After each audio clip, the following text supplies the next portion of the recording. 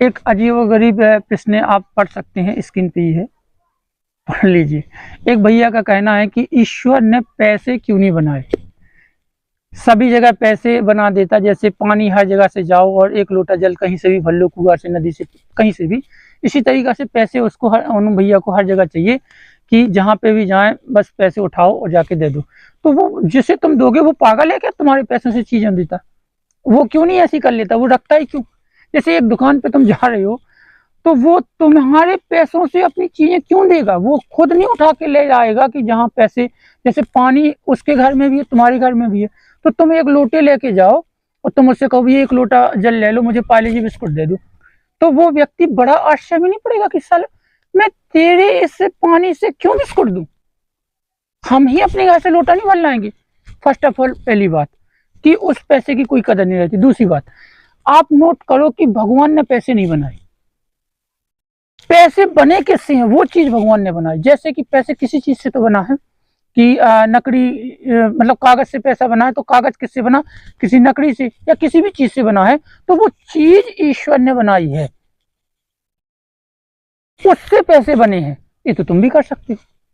तात्पर्य इन भैया का सीधा सीधा स्पष्ट कहना है कि जैसे पेड़ पे फल लगा है ना, तो इसी तरीका से हर जगह वो पेड़ पे पैसे लगते, कोई भी जाता गुलाब के फूल की तरह तोड़ लेता है, 100 का नोट है और रख लो।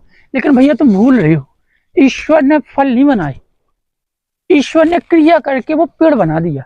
अब पेड़ में अपनी आप क्रिया हुई है और फल उस पेड़ से निकल रहे हैं, और जो तुम्हें फल महत्वपूर्ण तुम्हारे लिए, ना कि पेड़। एक अमरूद के पेड़ में तुम पेड़ को खाते हो कि अमरूद को? अमरूद को ही खाओगे। आम के पेड़ में आम को खाओगे कि आम को? यानी फल को खाओगे ना। तो फल उस पेड़ ने बनाया है, उसमें से निकला है। ईश्वर का कार्य था कि पेड़ बना दिया, या वो बीज बना दिया, उससे पेड़ बना। पेड़ ने अपनी आप क्रिया किया, उसकी कृपा से उस पेड़ में से फल निकला जो तुम्हारे लिए जरूरी है।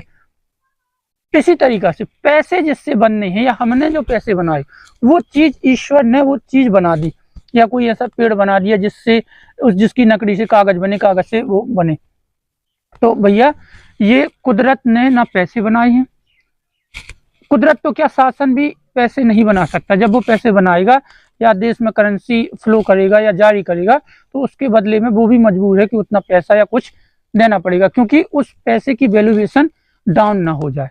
और कंटिन्यूटी मुद्रा दर बढ़ी रही है, कीमतें बढ़ रही हैं, इसका मतलब यही है कि जो करेंसी अगर अधिक मात्रा में फ्लो कर दी जाए, जैसे उस शासन को जरूरत पड़ी या तुम्हें जरूरत, तुम अपने आप से सोच लो, जैसे आज तुम्हारे घर बोर नहीं है, पानी नहीं आ रहा है, तुम 4 डब्बा कहीं दूर से किलोमीटर जाके साइकिल पे जा रहे हो उस 4 डब्बा भरने के लिए। अगर वही तुम्हारे यहाँ पर्याप्त पानी आने लगे, बोर हो जाए, बढ़िया एक टंकी बन जाए सब कुछ, तो क्या तुम उस 4 डब्बा की कीमत अपने घर पे रख के करते थे, पानी बर्बाद ना जाए, ऐसा ना जाए, तो क्या फिर करोगे? नहीं करोगे ना, क्योंकि तुम्हें पर्याप्त तुमसे भी ज्यादा मिल रहा है।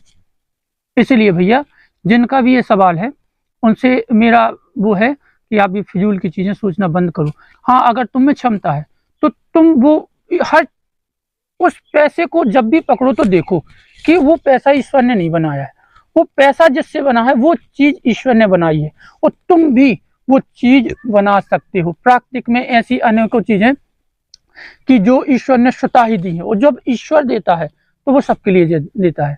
हवा, पानी, वायु, पृथ्वी, अग्नि, पेड़ पौधे, जलवायु, सब कुछ जो भी है सबके लिए है, एक विशेष खास के लिए नहीं है। खास के लिए सिर्फ इतना है, वो सोच लेता है। जैसे 1 करोड़पति व्यक्ति बढ़िया हीटर से ताप रहा है, और तुम एक गरीब व्यक्ति कंडों से ताप रहा है, लकड़ी से ताप रहा है, तो ईश्वर ने जो आग दी है वो उस हीटर में से निकल रही है, उस कंडे में से भी निकल रही है। तो महत्वपूर्ण वो आग है, जो चाहे वो करोड़पति हो, उसमें हीटर में से भी वही आग निकलेगी और उस कंडों में से वही आग निकलेगी, लेकिन दर और मात्रा में थोड़ी डिफरेंस हो जाएगा। तो भैया तुम ये फिजूल की, जिसने भी ये कमेंट किया है, ईश्वर ये कार्य नहीं कर सकता, सीधी सी बात। तुम जरूर ये कार्य कर सकते हो, आप चाहो तो पैसे बना सकते हो, ईश्वर पैसे नहीं बना सकता। एक मैया का